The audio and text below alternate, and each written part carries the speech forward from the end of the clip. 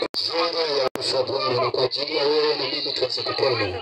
Hii yote ni kwa sababu jinsi ambavyo ilivyo kwa utandawazi, utandawazi unatupeleka puta, sababu shetani tayari amekimbilia utandawazi.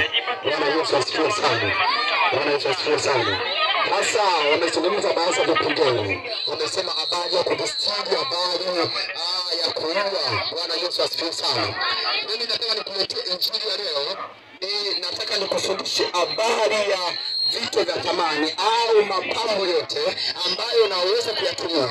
Iwe ni baba, iwe ni kijana wa kiume, iwe ni kijana wa kike, iwe ni kila mtu ambaye anaweza kutumia. Bwana Yesu asifiwe sana. Kama ulikuwa haujajua na haujaambiwa, sasa leo nataka nikufundishe. Bwana Yesu asifiwe sana. Kitu moja wapo ambacho nataka nikuelekeze.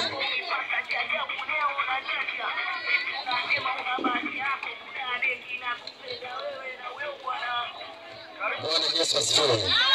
Nitaanza na kitu moja wapo.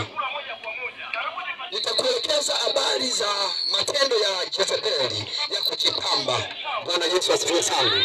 Moja, tendo la kwanza la huyu mwanamke Jezebeli. Jezebeli ni mwanamke kahaba, amezungumziwa katika kitabu cha Ufunuo. Hii Jezebeli ni ile roho ambayo inafanya iwe ni wakina baba, iwe kina mama kuwa na roho fulani ya ukahaba na matokeo ya kumkosea Mungu. Bwana Yesu asifiwe sana.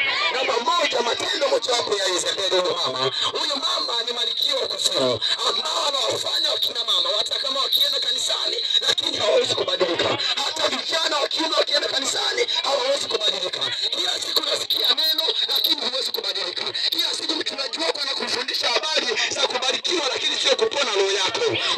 Huwezi kubadilika. Kila siku unakwenda unakimbilia kanisani lakini hakuna injili inayokutishia roho. Hakuna injili ambayo inakuponya roho.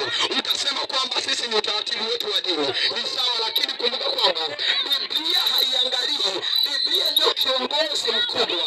Na hiyo katiba yako ya dini Mungu hawezi kuiangalia. Utaratibu wa viongozi wako wa kanisa Mungu hawezi kuangalia. Atakaoangalia anaangalia ni maandiko. Je, umeishi kulingana na neno linavyosema?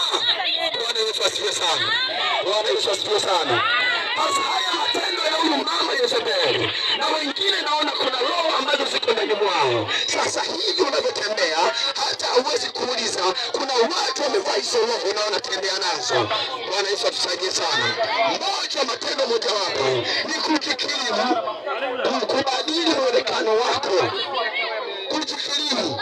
Nafikiri hii roho imekuja kwa kina mama na mabinti kwa kasi sana. Kubadilisha ngozi za mwili yao. Hata kwa vijana wa kiume sasa hivi tumeingiliwa. Vijana wa kiume utamkuta naye anatafuta mafuta ya kujikirimu, kubadili muonekano wa ngozi yake. Bwana Yesu atusaidie sana. Bwana Yesu atusaidie sana. Ukisoma pale hata katika Yeremia 2:22. Yeremia 2:22. Anasema maana unapojiosha kwa magadi na kujipatia sabuni mtu, lakini uovu wako umeandikwa mbele zangu, asema Bwana Mungu. Bwana Yesu atusaidie sana. Hii roho imeshaingia sana duniani. Tatizo, hii roho imeingia kanisani. Kanisa limeingia duniani na dunia imeingia kanisani. Na ndio maana wakina mama, wadada walio wengi wanakimbilia haya mafuta ya kujibadili muonekano wa ngozi. Na wengine wanabadili muonekano wa ngozi ili aonekane kwamba anamkosoa Mungu kwamba umeniumba vibaya.